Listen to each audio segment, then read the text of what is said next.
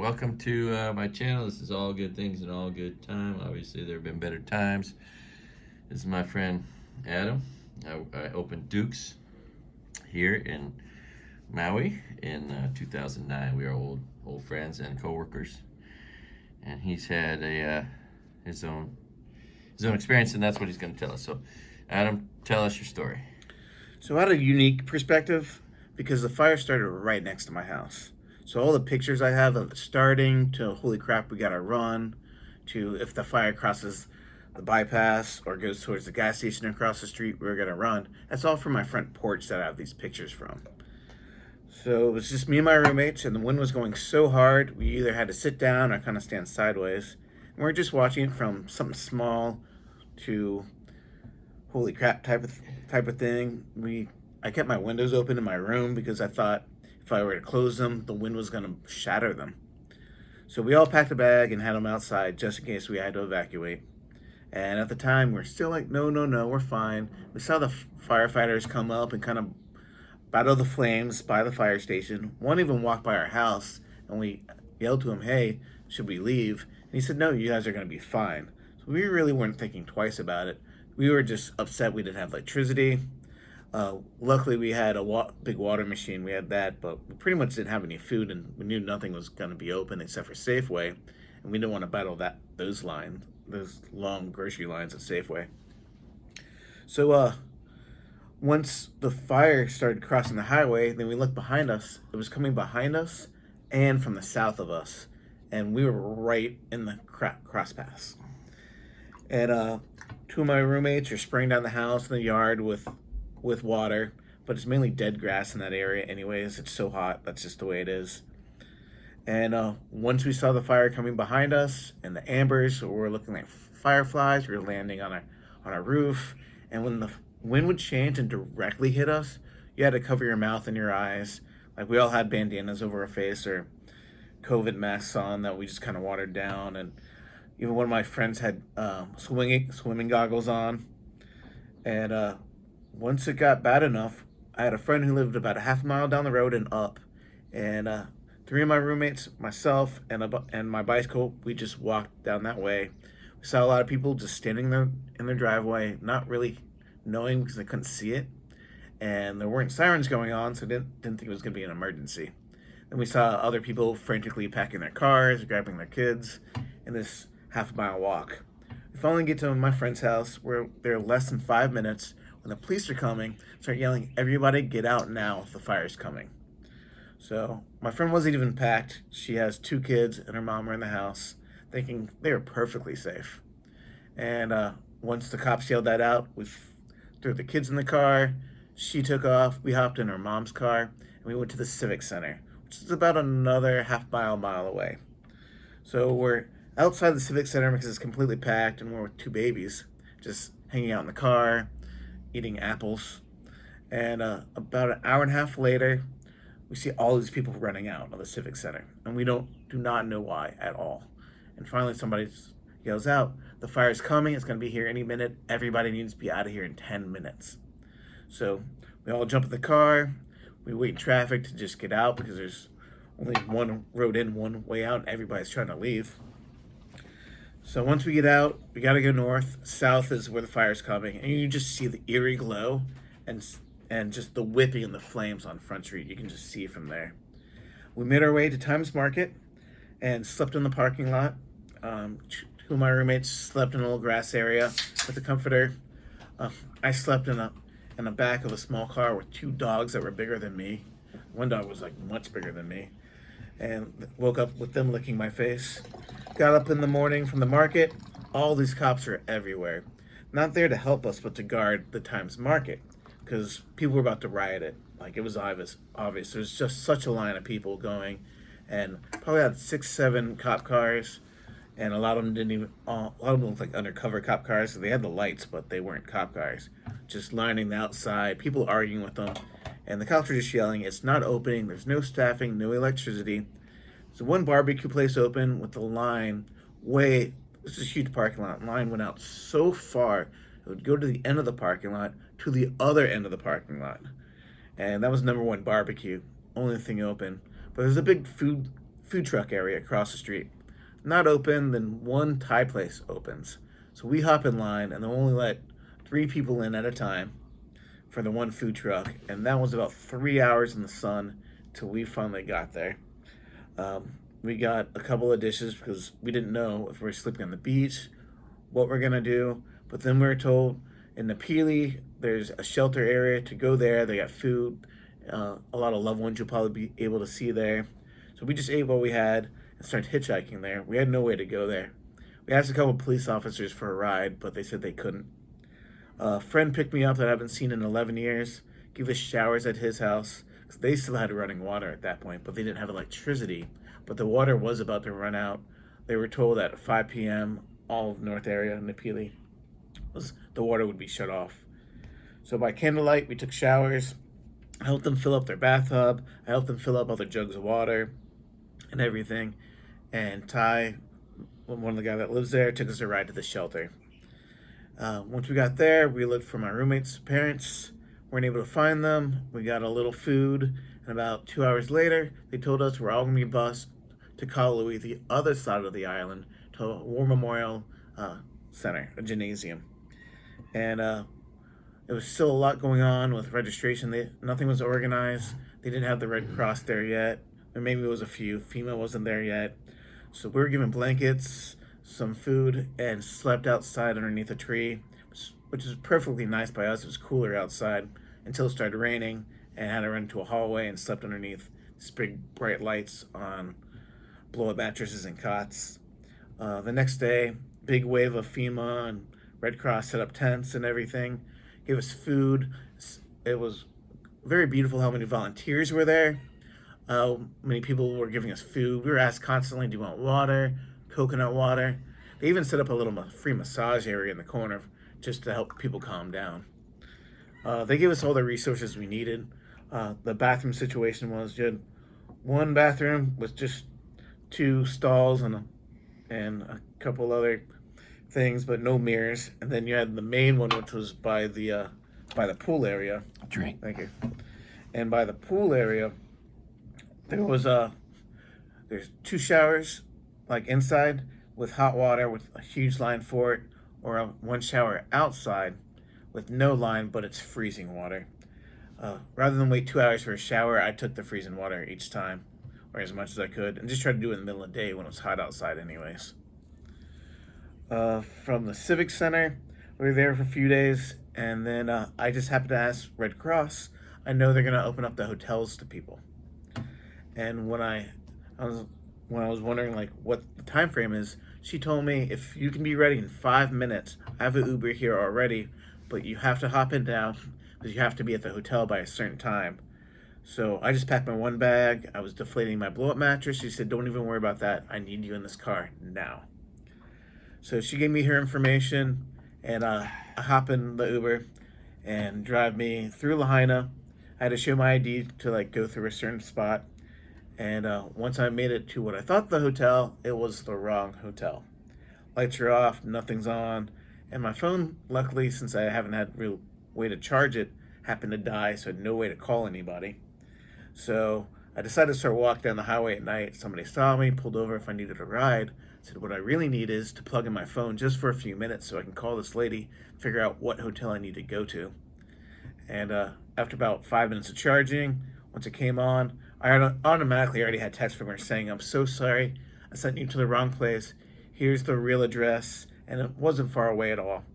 It wasn't her fault. The hotel just happened to change its name from Kaanapali Beach Resort to Outrigger.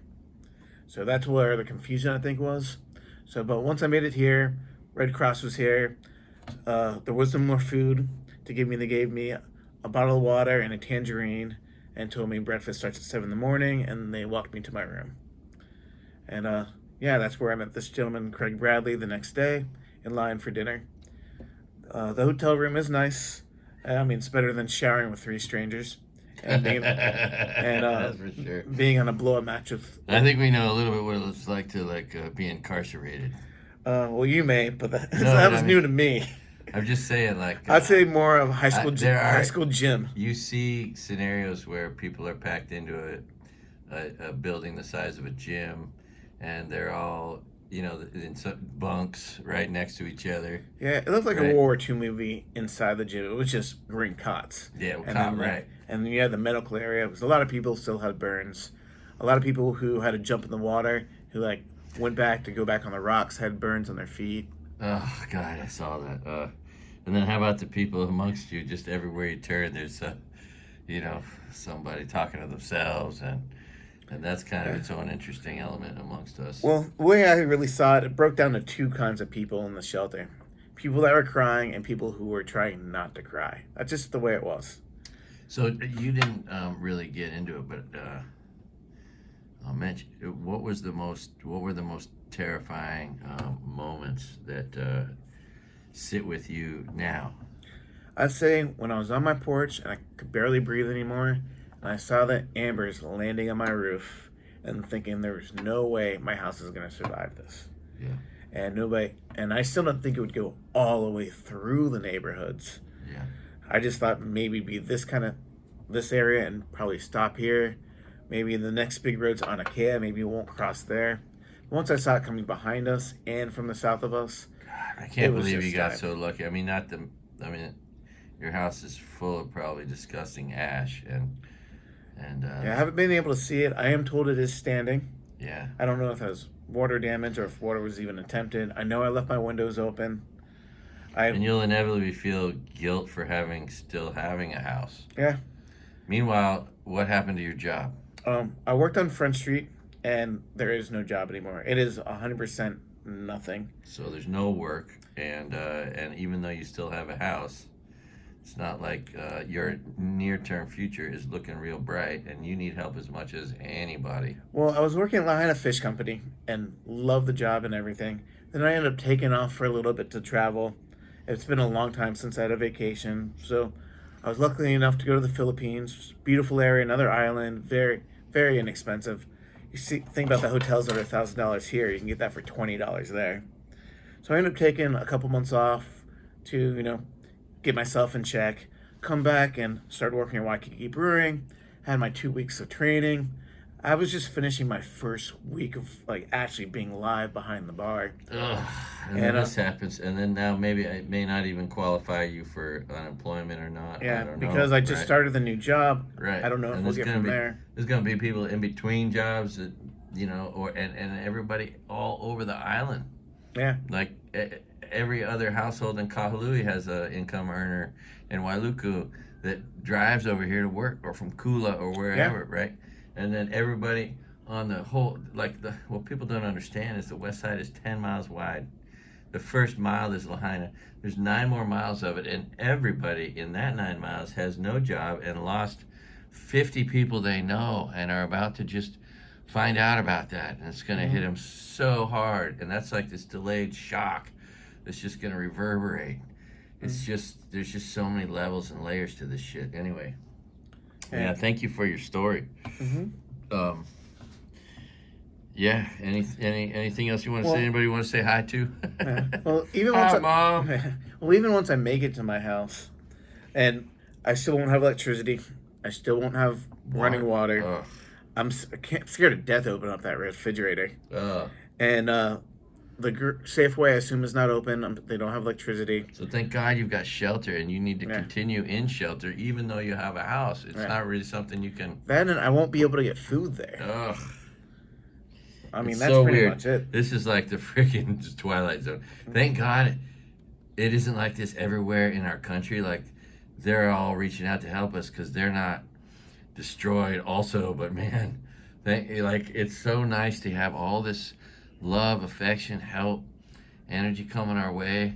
And thank God our country has the time and the energy to devote to it because, anyway, you know what I was thinking is like, now that I'm fully unemployed because the place I work went out of business, maybe in the future, like if my channel ends up supporting me at all, I could become a Red Cross volunteer. Yeah. And that would be so cool.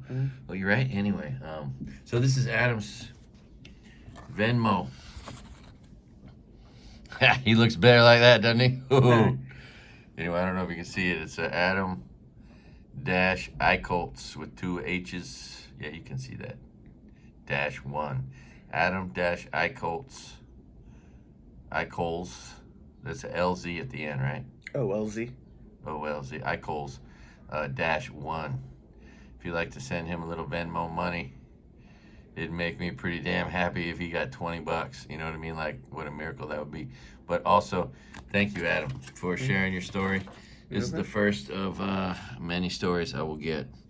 And everyone, you know. And did you hear any sort of horrifying things? Did you witness anything that I mean, is everybody heard disturbing you? everything. I mean, Did you hear screams? as we heard screams to run, we heard screams all over the place. I mean, That's the stuff that's just haunting me the most. And- And I'm sure, you know, other people heard other haunting and saw haunting and are haunted to this from all of it, or they lost like both their parents. I mean, the stories are just brutal all over town. It's unbelievable. It's hard not to cry. Yeah. And there's not a person here that doesn't know somebody that passed away in this. I mean, we're a small community. Everybody knows somebody. I even had a friend who made it out of here to her parents' house in Ohio, went to take a nap, and didn't wake up. And I was told the reason why she didn't wake up was all the smokes and the chemicals in the smokes, because she lived closer to the industrial area that had propane tanks that were blowing up. That's one thing we heard a lot. We heard explosions nonstop. Cars. It was cars, propane tanks. Everything. Butane. Yeah. Bottles. Freaking everyone's aerosol cans. I mean, Right. yeah. And some of the smoke even looked greenish and bluish. Like we saw that, but There I was was told black, it was, there was white, there was everything in Yeah. between. yeah, that she just had so much stuff in her lungs that she fell asleep and didn't wake up. And she Oh, was a yeah. young hostess. If you were just, it's 9 o'clock in the morning, if your window's open, that's everybody, unless you have air conditioning, and that wasn't going to filter it. And let's say you had 2 drinks, and let's say you got off at freaking 11 o'clock, and let's say you stayed up till 12 or 1 watching TV, and you're tired, you're still sleeping. Maybe you did drink a couple shots of whiskey, whatever. All of a sudden you wake up to smoke that just, if you don't get out in 10 seconds, you will succumb. And then later, a fire that traveled so fast into people's houses, it burned them before the smoke could even get them. Like, yeah. Anyway, I'm sorry to bring this up, but it's what we got to do. We got to talk about it. So, thank you, Adam. You're a good Thank you. man. I'm lucky to have you in this experience at my hotel. It is pretty weird being in this hotel where like everything's different than a resort, right? The pool's closed, the TV doesn't work. You're not allowed to take a picture or film anywhere. I was way out on the edge of the property, and they got all mad at me for trying to film myself when there was nobody around, and I was like right 3 feet from the edge of the property. Yeah. So it's weird. You feel like they could kick you out at any time, and you feel insecure here. I mean, but anyway, I'm trying to just mind my business, figure out how I can abide by the rules. I'm not gonna cook anymore, obviously. I wasn't probably supposed to do that, but at least I got some food to live on that's healthy and whatever. Anyway, bless you all. And if I may say, this is how I've been finishing all my videos. If you're inclined to do harm or crime, do less. Sit on the couch. Don't get up. I'm always amazed when these criminals have gotten off a couch to go do something nefarious. Why not just keep sitting on your couch? Be lazy. Play a damn video game. Oh, we have to worry about that too. Since my house is standing, I got to worry about looting just as well. It might be already looted and who knows, vandalized. Yeah. God only knows. Plus, it's got black shit all over the place, and everything's ruined in your house. I mean, yeah, all right. Bless you, my brother. I'm Thank you lucky very to much. know you. You're my good friend. We're gonna be bonded for life. Like we're gonna be elevated, almost best friends after this, which makes me happy. I feel like that's a threat. Yeah, poor guy. Yeah, he has to listen to me talk on and on and on. Meanwhile, he's like, dude, let me just process life. Let me process why you slow down with talking so much. Truth is what it is. Anyway, that's why I'm moving through this a little bit better than some who are shy, because I talk so much and it's healthy. All right. Love you, brother. Talk to you later. I mean, whatever. I don't know how to finish. Okay, bye-bye.